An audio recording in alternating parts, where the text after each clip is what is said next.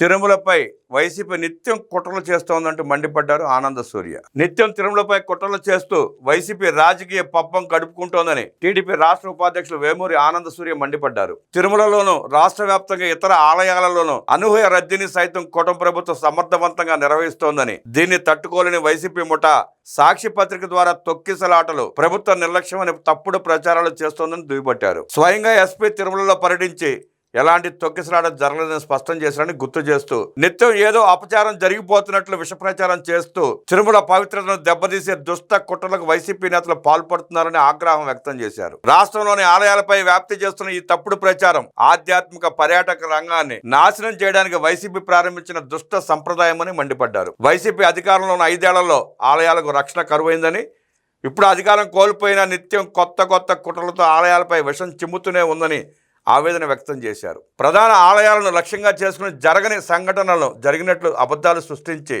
Social మీడియాలో విష ప్రచారం చేస్తున్నారని, ఇది కేవలం ఆలయాలపై దాడి కాదు, కోట్లాది భక్తుల విశ్వాసాలపై ఘోర దాడి అని తీవ్రంగా దుయ్యబట్టారు. ఒకటా రెండా తిరుమల కొండపై వైసీపీ మోక చేసిన దారుణాలు, దోపిడీలు, దౌర్జన్యాలు అనేకం అని గుర్తు చేశారు. గోశాలలో ఆవులు చనిపోతున్నాయని అబద్ధాలు కట్టి విషం చిమ్మారు. నిత్యాన్నదాన కార్యక్రమం సరిగ్గా లేదంటూ వదంతులు పుట్టించారు.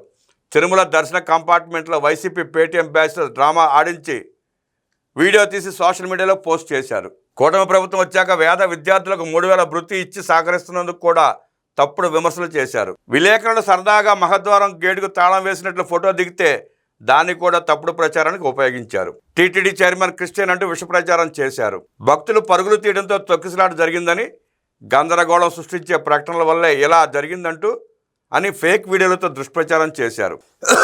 వైసీపీ హయాంలో ముంతాజ్ హోటల్కు ఇచ్చిన అనుమతులు రద్దు చేసిన కూటమి ప్రభుత్వంపై విషం కక్కారు. డ్రామా ఆర్టిస్టులను పెట్టి కొండపై మద్యం తాగుతున్నారని విషం చిమ్మారు.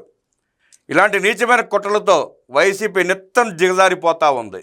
చరిత్రలో మహమ్మదీల దాడుల సమయంలో హిందూ ఆలయాలు, ధర్మం, సంప్రదాయాలు తీవ్రంగా నష్టపోయాయని, ఆలయ భూములు కోల్పోయామని గుర్తు చేస్తూ, అటువంటి ఘటనలు జగన్ రెడ్డి పాలనలో మరోసారి పునరావృతమయ్యాయని ఆవేదన వ్యక్తం చేశారు.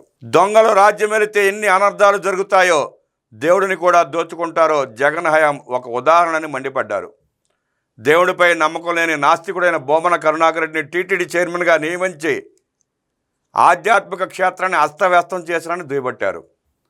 వైసీపీ హయాంలో అన్ని మతస్థుల నియామకాలు, బస్ టికెట్లపై అన్నిమత ప్రచారం, కొండపై అన్నిమత గుర్తులు, టీటీడీ వెబ్సైట్లో అన్యమత బోధనలు జరిగాయని గుర్తు చేస్తూ, భక్తులకు అశ్లీల వెబ్ లింకులు పంపడం, దర్శనం, వసతి, అద్దె, టోల్గేట్, ప్రసాదాల ధరలు భారీగా పెంచి సామాన్య భక్తుడికి వెంకన్న దర్శనం అందకుండా చేశారని తీవ్రంగా ఆగ్రహం వ్యక్తం చేశారు. లక్షలాది లడ్డూలను కరపత్రాల్లా పంచి ఓట్ల కోసం దుర్వినియోగం చేశారు.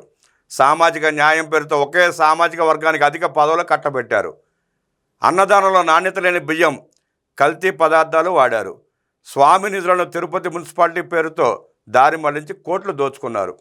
విఐపి బ్రేక్, సేవా టికెట్ల అమ్మకాలు, దర్శన టికెట్లు, ప్రసాదాల్లో బ్లాక్ మార్కెట్ నడిపి కోట్లు దండుకున్నారు. శారదాపీఠానికి నిబంధనలు తొంగలో తొక్కి అక్రమంగా భూమి కేటాయింపులు చేసి అనధికార నిర్మాణాలకు అనుమతులు ఇచ్చారు.